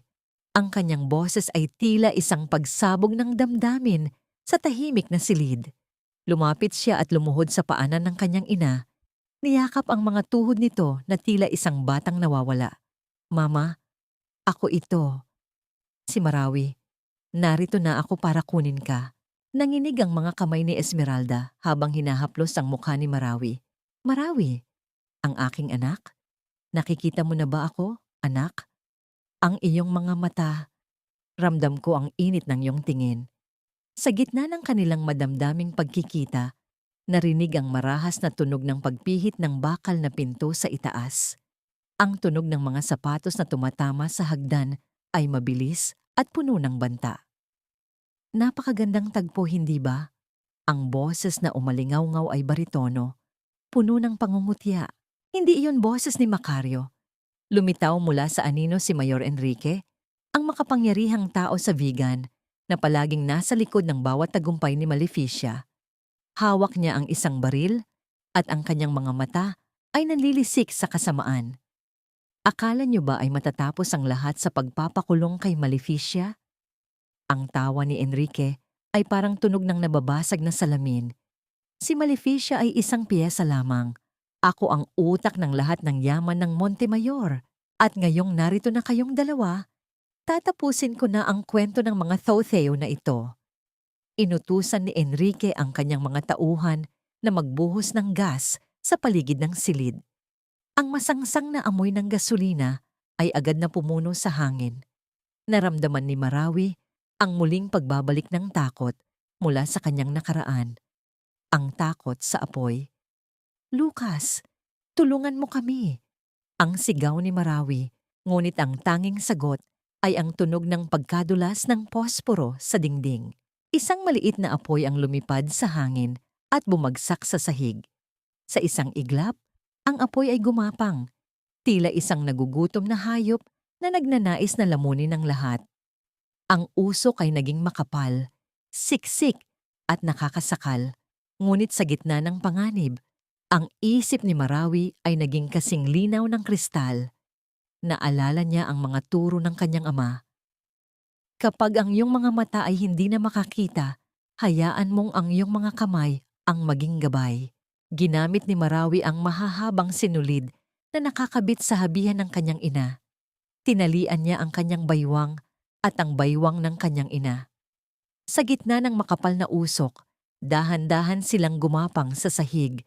Sinusunod ang daloy ng hangin na nagmumula sa isang maliit na siwang sa pader, na tanging ang isang dalubhasang tagahabi lamang ang makapapansin.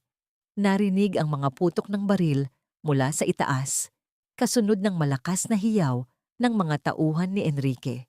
Ang mga pinto ay nawasak at ang liwanag ng mga flashlight ng mga awtoridad ay pumasok sa silid. Si Lucas ay naroon, kasama ang mga ahente ng gobyerno na mabilis na pinasuko si Enrique. Inilabas ni Lucas si Marawi at ang kanyang ina mula sa naglalagablab na silong.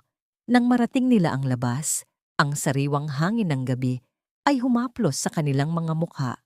Napatingin si Marawi sa langit, kung saan ang mga bituin ay kumikinang ng walang kasing ningning. Tapos na, Mama. Ang bulong ni Marawi habang nakahiga sila sa damuhan. Kapwa humihingal ngunit ligtas. Malaya na tayo.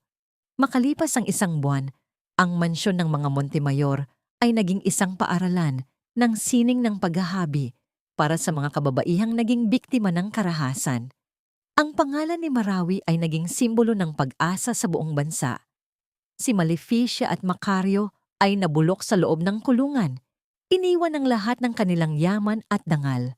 Isang umaga, habang ang sikat ng araw ay humahaplos sa mga dahon ng pinya sa likod ng bahay, naupo si Marawi sa tabi ng kanyang ina. Matagumpay ang naging operasyon ni Esmeralda at dahan-dahan nang bumabalik ang kanyang paningin. "Anak, tignan mo ang kulay ng sinulid na ito," ang sabi ni Esmeralda. Ang kanyang mga mata ay puno ng luha ng kaligayahan. "Kulay ng ginto, gaya ng puso mo." Ngumiti si Marawi, ang kanyang puso ay puno ng kapayapaan. Kinuha niya ang karayom at dahan-dahang tinahi ang huling bahagi ng kanilang obra maestra. Ang bawat tahi ay hindi na tungkol sa sakit, kundi tungkol sa pagmamahal na muling nabuo. Narinig ang tunog kuwa sa sakyan na humihinto sa tapat kuwa gate. Isang lalaki ang bumaba, si Lucas. May dala siyang isang maliit na bungkos ng mga bulaklak ng ilang-ilang. "Marawi," ang tawag ni Lucas, ang kanyang boses ay puno ng kaba at pag-asa. Lumingon si Marawi at sa unang pagkakataon, nakita niya ang hinaharap na hindi na nababalot ng anino. Ang kanyang mga mata ay malinaw, ang kanyang puso ay handa na. Ang kwento ng bulag na tagahabi ay natapos na, at ang kwento ng reynang nagbigay ng liwanag sa iba ay nagsisimula pa lamang. Ang sikat ng araw sa Vigan ay hindi na nakapapaso, kundi nagbibigay ng mainit at mapag-arugang yakap. Ang dating mansyon ng mga Montemayor, na minsan ay naging saksi sa mga lihim at kasinungalingan, ay umalingaw-ngaw na ngayon sa halakhak ng mga kababaihang natututong bumangon mula sa sarili nilang mga trahedya. Wala na ang mga anino ni Maleficia sa mga pasilyo. Ang lugar na yon ay isa ng paaralan at kanlungan para sa mga habi, isang palasyo ng pag-asa na pinamumunuan ng tunay na may-ari. Sa gitna ng malawak na hardin, nakaupo si Marawi sa harap ng isang lumang habihan na pag-aari pa ng kanyang ama. Sa kanyang tabi ay ang kanyang ina, si Esmeralda. Ang mga mata ng matanda ay may suot na salamin. Dahan-dahang nakikilala muli ang mga kulay ng mundo matapos ang matagumpay na operasyon. Habang pinagmamasan ni Marawi ang paggalaw ng mga kamay ng kanyang ina sa ibabaw ng telang pinya, isang malalim na paghinga ang kumawala sa kanyang dibdib. Nabalitaan niya kamakailan mula sa kanyang abogado ang sinapit ng mga taong nagpahirap sa kanya. Si Maleficia ay tuluyan ng kinain ng sariling ambisyon sa loob ng isang masikip na selda. Palaging binubulong ang mga yamang wala na sa kanya. Si Macario naman ay nabubuhay sa araw-araw na pagsisisi. Iniwan ng lahat, kahit ni Clarissa na mabilis na tumakas palayo nang bumagsak ang kanilang kaharian. Napatawad na ba niya ang mga ito? Tinitigan ni Marawi ang kalangitan. Ang totoo, hindi na niya kailangang magpatawad upang lumaya. Ang kanyang pagpapatawad ay inilaan niya para sa kanyang sarili, sa babaeng minsang nagbulag-bulagan at nagpaalipin dahil sa maling akala ng pag-ibig at utang na loob.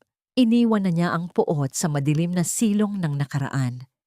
Ang kanyang puso ngayon ay isang malinis na tela, walang bahid ng galit, at sa wakas ay nakamit na ang ganap na kapayapaan. Isang matatag na yabag ang nagpatigil sa kanyang pag-iisip. Lumapit si Lucas, ang lalaking naging mata niya noong siya ay nasa dilim at naging kalasag niya noong siya ay lumalaban. May dala itong isang maliit na pumpon ng mga bulaklak ng ilang-ilang. Naupo si Lucas sa kanyang tabi. Ang init ng balikat ng lalaki na dumampi sa kanyang balikat ay nagbigay ng isang tahimik ngunit malalim na kilig sa kanyang kaluluwa.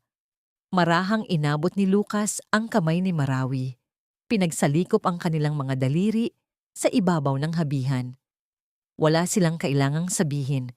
Ang kanilang pag-ibig ay hindi itinatag sa mga matatamis na pangako o mapanlin lang na mga salita. Ito ay nabuo sa gitna ng bagyo, pinatibay ng paggalang, at pinayabong ng pagnanais na maghilom ng magkasama. Lumingon si Marawi kay Lucas at sa mga mata ng lalaki, nakita niya ang isang tahanan na kailanman ay hindi masusunog. Tinitigan ni Marawi ang telang kanilang hinahabi ng kanyang ina. Isang disenyo ng bukang liwayway na may mga ibong malayang lumilipad. Ang pinakamahalagang aral na natutunan niya sa mahabang unos na ito ay naging kasing linaw ng sikat ng araw. Ang tunay na pagkabulag ay hindi ang pisikal na kawalan ng paningin, kundi ang pagpayag na manatili sa dilim kahit bukas na ang mga pinto. Gaano man karahas ang pagputol ng mga mapang-abusong tao sa mga sinulid ng iyong buhay, palaging may natitirang hibla ng lakas sa iyong sarili upang makabuo ng isang bagong obra maestra. Ang tunay na pag-ibig ay hindi sumisira. Ito ay nagbubuong muli. Inilagay ni Marawi ang kanyang ulo sa balikat ni Lucas, pinikit ang kanyang mga mata, at hinayaan ang sarili na damhin ang init ng araw. Sa pagkakataong ito, hindi na siya natatakot sa dilim dahil alam niyang ang liwanag ay palaging nagmumula sa loob ng kanyang sariling puso. At sa bawat sinulid na kanyang hinabi, isang bagong umaga ang sumilay, hindi lamang para kay Marawi, kundi para sa lahat ng mga pusong minsan ay nadurog, ngunit piniling muling mabuo sa gitna ng liwanag. Mga minamahal kong tagapakinig, mula sa kailaliman ng aking puso, isang mahigpit na yakap at maraming salamat sa inyong pag-antabay hanggang sa huling tahi ng kwentong ito. Habang isinusulat ko ang paglalakbay ni Marawi, hindi ko maiwasang lumuha kasama niya. Napakahirap isulat ng mga sandaling siya ay tinatapakan at kinukutya sa sarili niyang tahanan. Lalo na noong pinunit ang huling obra at alaala ng kanyang ama. At noong nalaman niyang ang mismong asawang iniligtas niya ay ang taong nagplano ng kanyang pagkabulag. Nasaktan ako para sa kanya dahil alam kong ang kirot na yon ay hindi lamang sa isang kwento nangyayari. Ang nobelang ito ay sumibol mula sa mga totoong kwento ng mga kababaihang kilala ko at nakakasalamuha araw-araw. Mga inang tahimik na nagsasakripisyo, mga asawang tinitiis, ang pait para sa pamilya, ngunit sa huli ay nakakahanap ng tapang na bumangon at ipaglaban ng kanilang sarili. Kayo ang inspirasyon ko.